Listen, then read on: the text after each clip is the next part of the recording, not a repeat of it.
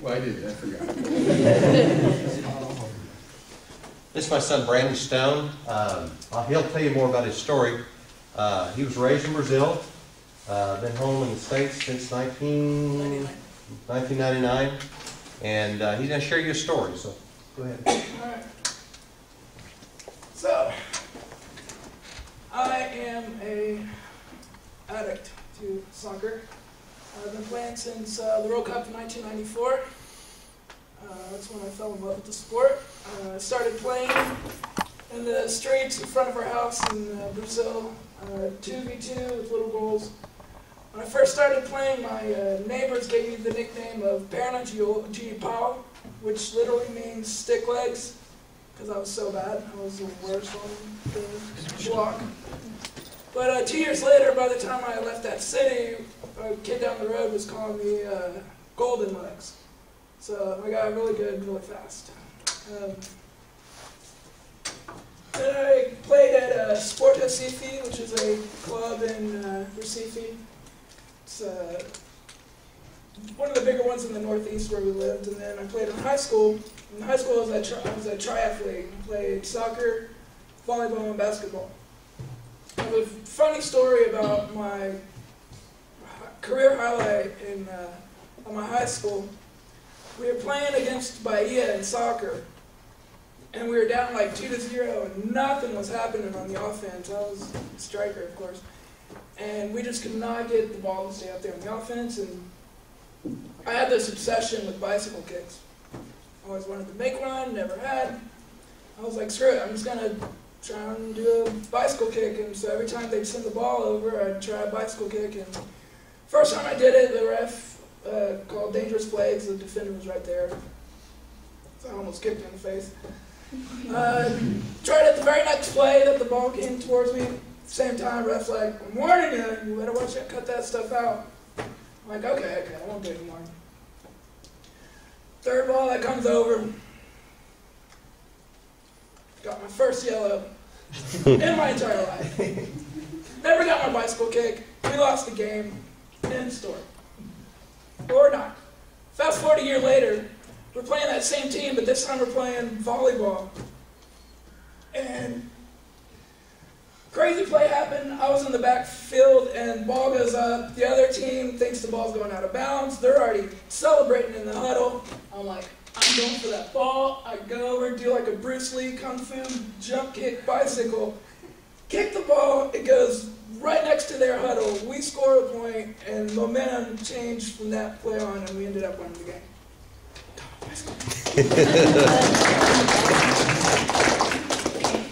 So, about 3 years ago, this kid added me on Facebook who was at that game, and he was probably 8 years old at the time, and he still remembered me like 10 years later, so I'm a legend at my high school. After soccer, concurrently with soccer, I've been forgetting my slides. I was at that game. There's me trying one of my bicycle kids. This was playing soccer back in Norman, Oklahoma. Played for it was like a little mini World Cup at OU. We won. Got into photography on the beach in the Northeast, and I had a great time doing it. It was the most fun summer job I could ever imagine. Had a group of guys similar to like a soccer team, and we all worked together, lived together. We were out on the beach all day, taking pictures, families, couples, groups, grandmas. And everyone kept asking when I tell them I was from Oklahoma, they would be like, oh, are you a cowboy? Do you ride horses? Do you live on a farm? Can't beat them, join them. So I was like, you know what, I'm just going to start wearing a cowboy hat, and the legend of the beach cowboy was born. So that is the very last day that I worked on the beach in 2004. After that, I worked a little bit in the winter at an ice cream shop, and then one night when I was on my way home from work, I was stopped at a red light, and out of nowhere in my life, changed in an instant. This guy was mentally ill, was paranoid schizophrenic, was hallucinating, and ran into the back of my car. He was trying to kill himself, and ran into the back of my car going between 60 and 80 miles an hour. The doctors gave me a 95% chance that I would never walk again. That's what my parents saw when they got to the hospital. So not only did it break my back in 3 different places, I also had 9 broken ribs, had all my organs got shoved up into my chest cavity. The most dangerous thing was the descending aorta. 2 of the 3 layers of my descending aorta were torn. Had that 3rd layer torn, I would have bled out right there. Can you guys hear okay back there? Okay, cool. And the doctor on call did a 14-hour-long surgery on my heart to fix that. Can you imagine taking a test for like 14 hours straight? You're doing a homework assignment for 14 hours straight. So, anyone want to be a surgeon when they grow up? All right. Kudos to you. So that's a diagram of my back. At the very top there, that little chunk of bone is what damaged my spinal cord, which caused the paralysis in my legs. I have 2 rods in my back. I was after my 2nd heart surgery. I got really skinny. I got down to like 95 pounds. Those are some of my friends that came to visit. And I started doing physical therapy. And, he knew I liked soccer, so he involved that in my therapy. And I do remember, after the doctor came in and said I had a 95% chance of never walking again, after he left the room, I remember my mom was there next to me, and I remember holding onto her hand and looking at her in the eyes.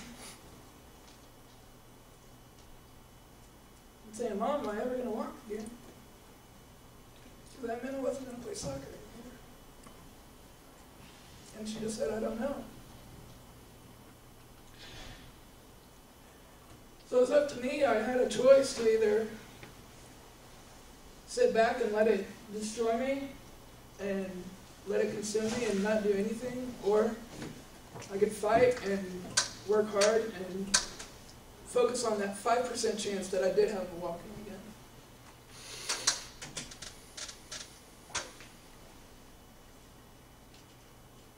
It's like Jesus, huh?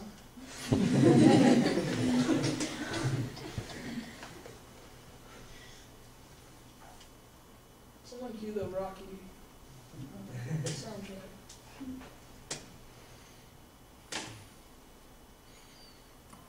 I let my hair grow out, both my beard and my hair. I let it grow out until I was able to take my first steps. So, after I took my first step, I had to adapt to different ways of living. That was a shower chair. Now I had to shower using this chair. I had this apparatus to put on my socks. It used to take me 20 minutes to put on one sock. Now I've got it down to, I can get both of them on in like 4 minutes. But I don't have any flexibility to reach my feet, so I have to use this like thing that's got ropes and slips indicated. But anywho, instead of saying no, I can't do it, I would say, how can I do it? So I figured out ways to do stuff. Still, I had a lot of pain and had stuff going on in my hips, a lot of painful physical therapy. I had some more surgeries. I had 21 surgeries total and counting. I have no idea who put that slide in there. I don't know why I had to do this. Another surgery. I kept going to school though. I didn't let it take over my desire to finish my degree. I was halfway through my bachelor's. One day I went into class with 2 casts on my leg, those casts, and still made it to class and finished my bachelor's degree, and then went on, and just now in December I finished my master's degree in psychology. Whoa. Got some nasty scars from those casts. So there's me getting my bachelor's. I still managed to have fun. That's in Miami, Florida. Went to a Metallica rock concert. So I focused on the things that I could still do instead of focusing on what I couldn't do anymore. So I might not be able to run the fields, but I could take any one of y'all on some FIFA on the Xbox.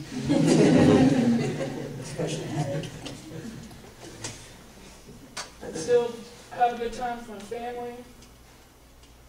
My nephews love me. They call me Uncle BB because of my horn. So still go floating on the river, climb the rocky steps.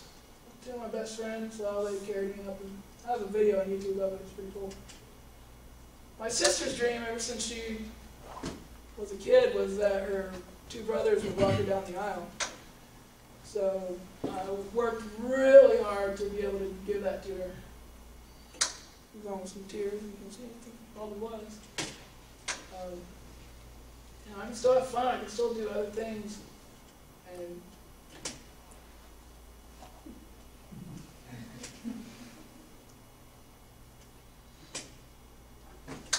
"13 was my number back when I played, and my nephew's carrying on my tradition. I can still be involved in soccer in other ways. One of the ways I can do that is by teaching you guys some visualization techniques, confidence techniques, stuff I'm going to go over in a little bit, and the managerial side too. That was a dream come true right there. Over the summer, I never thought I would be able to travel with the team if I became like a sports psychologist, and it was just a fear I had and a illogical, irrational thought, and the best way to get over that was just to do it. So I started helping this team, the Tulsa Spirit. We played for them a couple of summers ago, and this past summer I went to Dallas with them. I was their team photographer, and the two guys had to carry me up and off the bus every single time we got on and off. They were the ones having to do the work, not me. I remember sitting in the seat of the bus and looking over at my wheels and just being proud of myself, you did it. I even got one of the pictures I took on the side of their bus. What was that? And their logo. I designed their logo. Not promoting or anything, but just happened to have it. I still have fun with my nephews.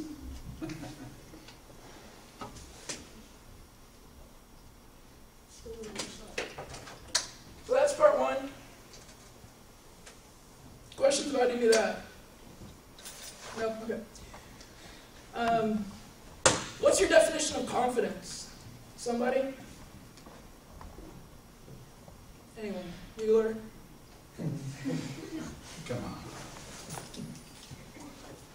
Somebody. Any of you guys back there? Belief in yourself. There we go. Belief.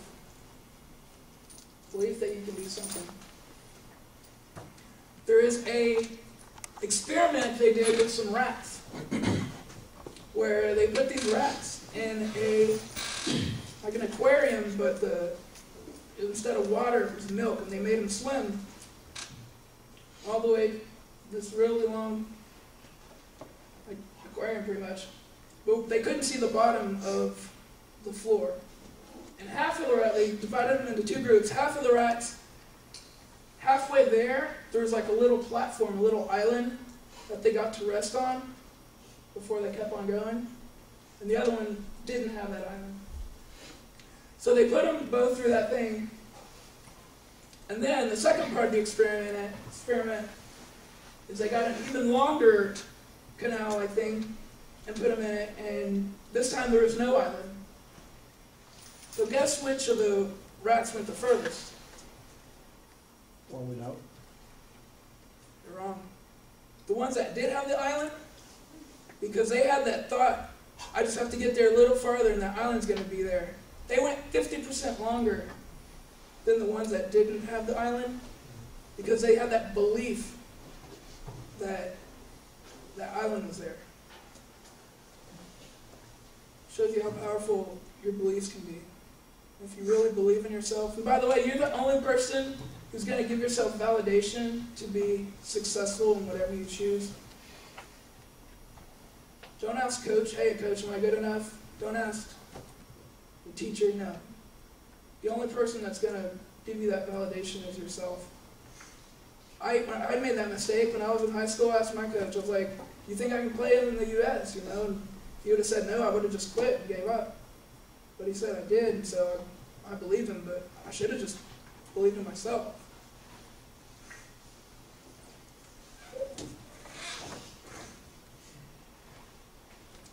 Cool quote by Alex Ferguson. Practice makes players.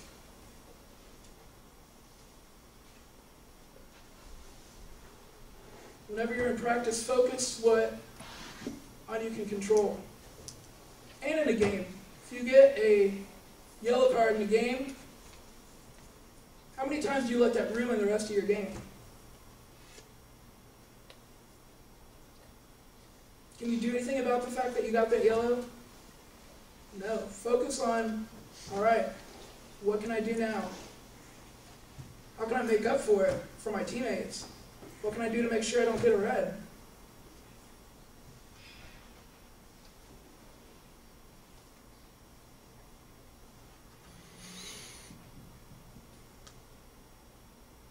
And in terms of yourself, focus on your strengths.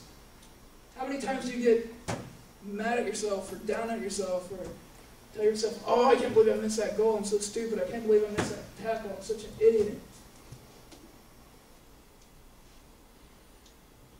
The problem is, with that is, you eventually start to believe it.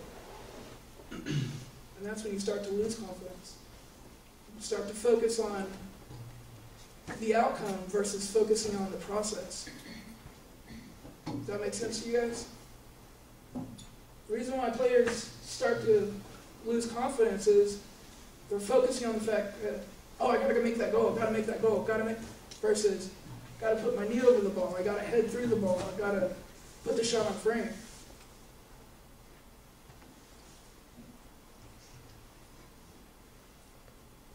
I came up with a technique while I was preparing all this stuff. Whenever you catch yourself saying negative things to yourself, reach in, give yourself a mental red card, and stop and replace it with positive things.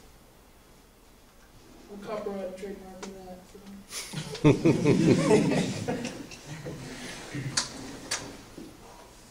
And one last thing is, do not think of a pink elephant. Raise your hand if you did.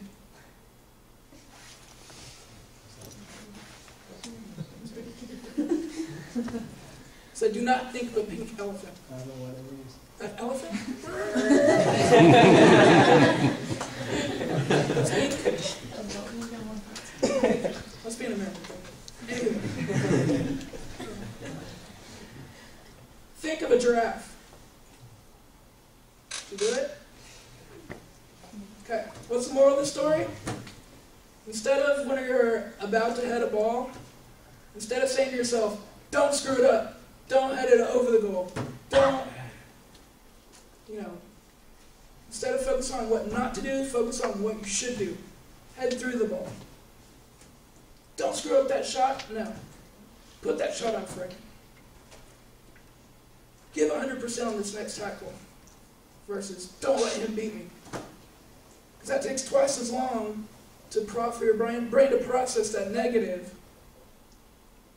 versus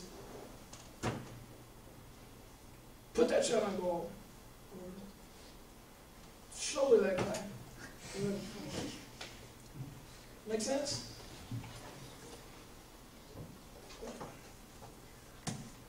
That's all I can remember for now.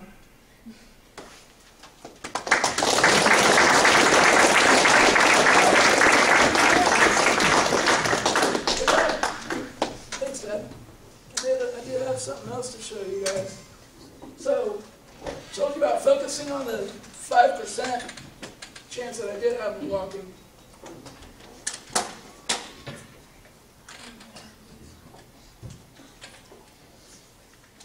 That's why he brought me.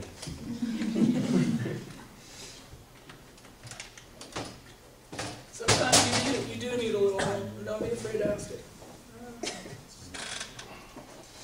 Ask for it.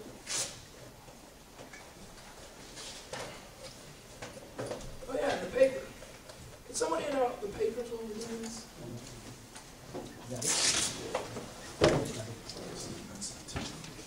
Illustrate something. Yeah.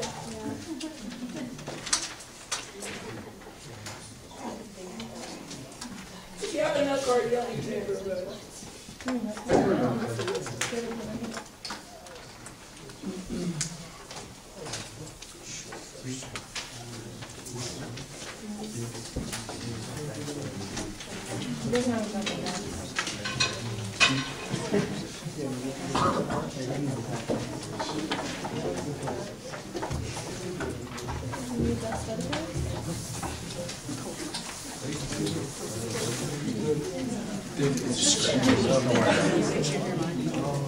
It's just scratch paper.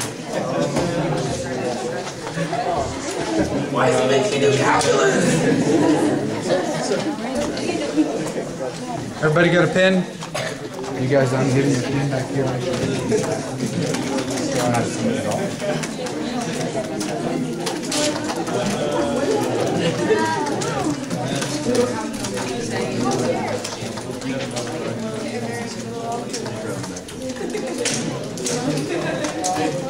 You guys need some pens out there? May not have. Girls, you have extra pens?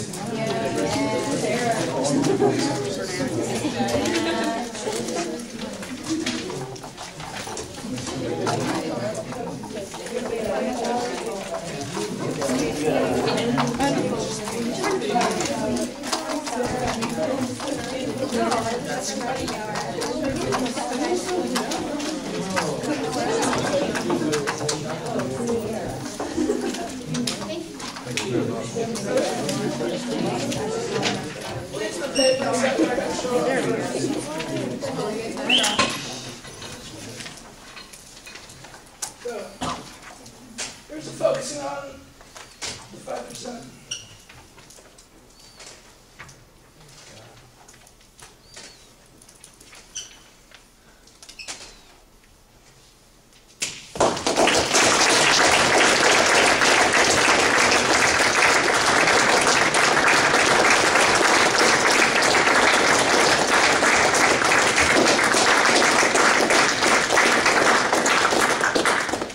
Now for the backflip.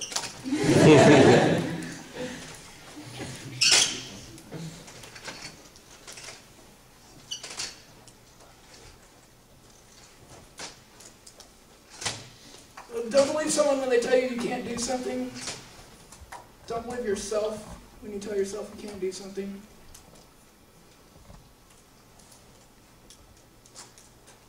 Now for those papers, I want you to write down 4 of your positive qualities as a soccer player. You can ask for help if you want from some of your teammates.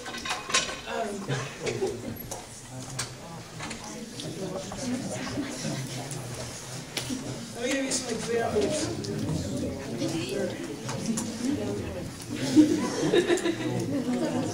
I want one of the qualities to be about your skill, one of them to be about your fitness. That's your subject, please. One about your mindset, and one about how you react under pressure. And then I want you to read that every single day, put it somewhere you can see it, and especially before game days. Some examples might be, I always train my hardest in practice, or I'm stronger and quicker than any other player on the field. I always rise to the challenge. Coach can always rely on me. I'm always improving. Every day I'm focusing on something I can do better. My fitness is never a problem unless you're in convention or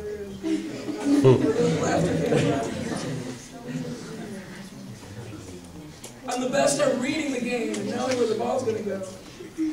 I'm always 100% committed in a tackle, stuff like that.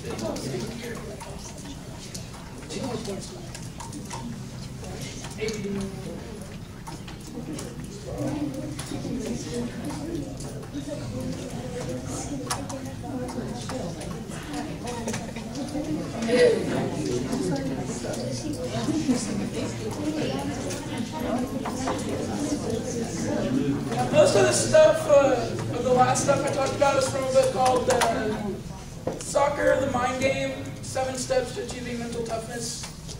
I just went over like two of the 7. It's by 2 authors, Bull and something else, and left in the car. Supposed to give them credit.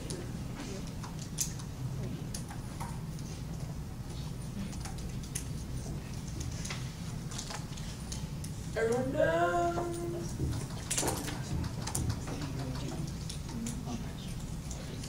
Okay. 2 last points I'm going to make. One is when you give yourself the mental red card, change what you're saying from it's difficult to it's challenging. Change it from I can't to I can provided I blank. If only, change that to when. I hope that, change that to when that happens. Or if I score, when I score. I'm worried about blank to I'll be okay if. So that's things you can do whenever you're talking bad to yourself.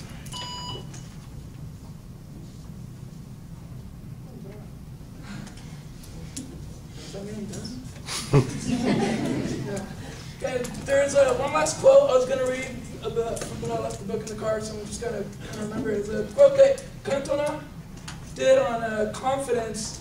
He said, when I go out on the pitch, I truly believe that I could take on all 11 of them by myself and still win. That's your mindset. That's how you have to be on the field. Thank you.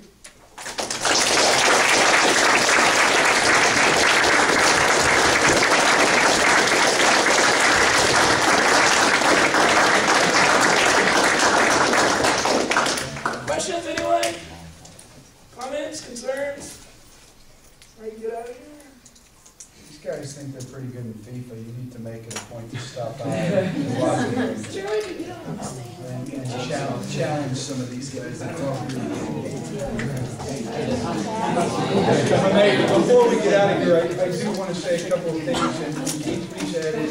You guys all know Keith spent this season with us and is getting to know all of you more and more on a personal basis, and is always available for any of you in this room to meet with about anything, good, bad, and different, along with Brandon. And I think that's going to be invaluable to us. Brandon has shared with me that anytime we need anything, to just call. And I think it's important to have a great support group around us, no matter what it is. And it doesn't have to be something you're struggling with. It can just be positive things in your life that you want to share with somebody. You know what I mean? And the more positive people we can surround ourselves with, the better off we're all. Keith, anything you want to add? I really didn't come prepared to say anything. I appreciate again the opportunity I get to be with these kids. Absolutely. Keeps me younger. Or it reminds me how old I am because I can't do what they do. Brandon, thank you so much for coming today, and hopefully we get a chance to do it again. Yeah. Do want to say, let me say this real quick. I just got thinking, most people don't realize how long ago it's been that Brandon had his accident. It was 8 years ago in January. He spent 6 months in the hospital, and it was a struggle. He came home, he was a different person. Anybody ever see a lost puppy? That's how Brandon was. Brandon was always a person with all kinds of confidence. He went to Walmart with me, and he wouldn't leave my side. That wasn't Brandon. And so God's done a work in his life. I mean, there's been a big work done. He's grown. He's accepted challenges. Going back to school, that was a big deal, wasn't it, Brandon? Yeah. Yeah, because he had a lot taken away from him. Guys, no matter what you face, you can get ahead. You can make it. It doesn't. I know some of you had some injuries this last year. Several of you have had knees that had to be redone, and I'm glad to see you back on playing, back working out real hard. There's nothing that you can't face. You love to get some people around you, help you, encourage you. Of course, I'd like to pray with you if you need that kind of encouragement. But anyway. That is one thing that really did help me was I always did, even though most of my friends were out on the East Coast, they were just one phone call away. And I met some people here too that were went through similar situations, or were even worse off than I was. There's always something worse off. And that really helped me. I have a question, put you on the spot. Sure. You mentioned that we all have struggles in our lives on and off the side. And you were obviously faced with just a tremendous obstacle. What was it? What was it that helped you through this whole ordeal and is still helping you? What is it that gives you the strength?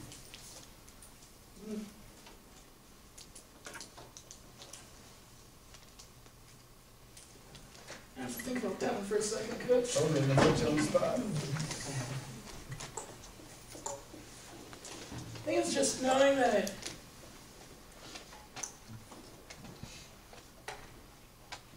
I could only live with myself if I did my best and did all in my power to get better, like physically and mentally.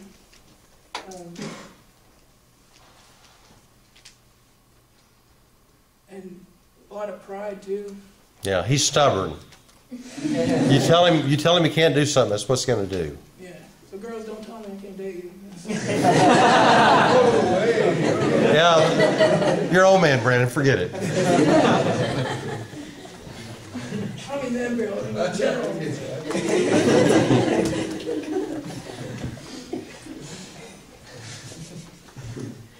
guys got any questions? You guys in the back. What do you plan to do with your major? What's my major? I'm actually working in the psychology field and the counseling field.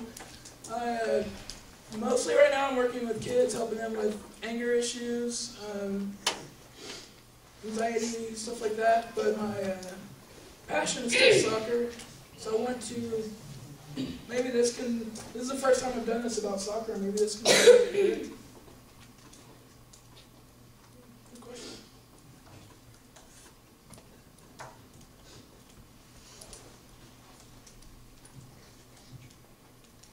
Anybody else? Here, pen drop.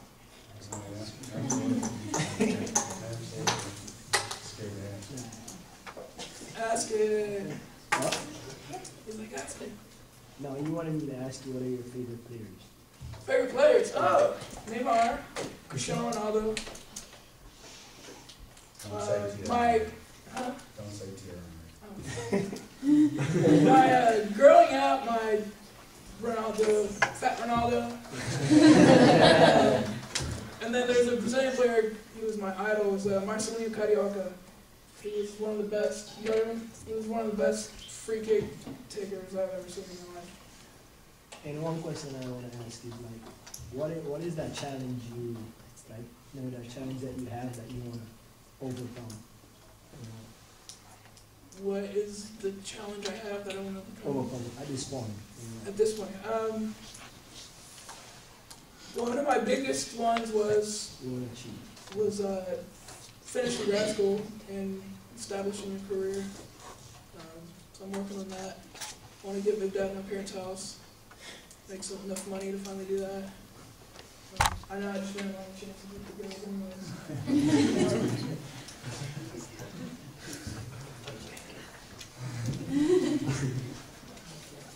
I'm very flirty, it's all been fun. At least I look good, right, girls?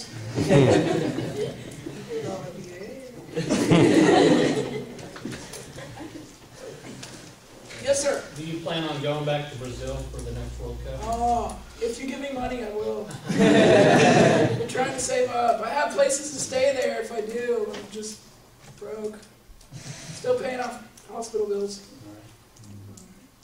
Did I mention I had 21 surgeries total?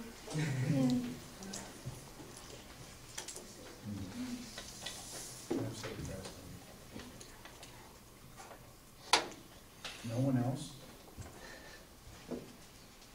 Taylor Holford. Since your picture was on the bus, nobody said that, did they? My picture was on the On the bus. Spirit? No. Oh, you're on the side of the bus. No. Oh, darn.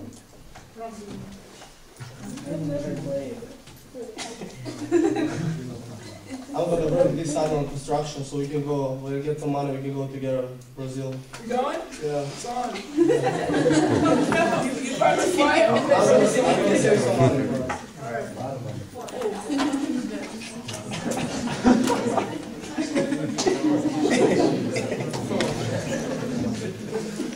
Thank you very, very much for coming.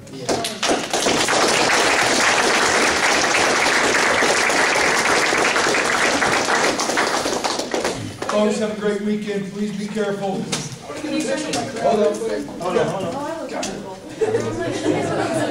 Really? I said it's so fast.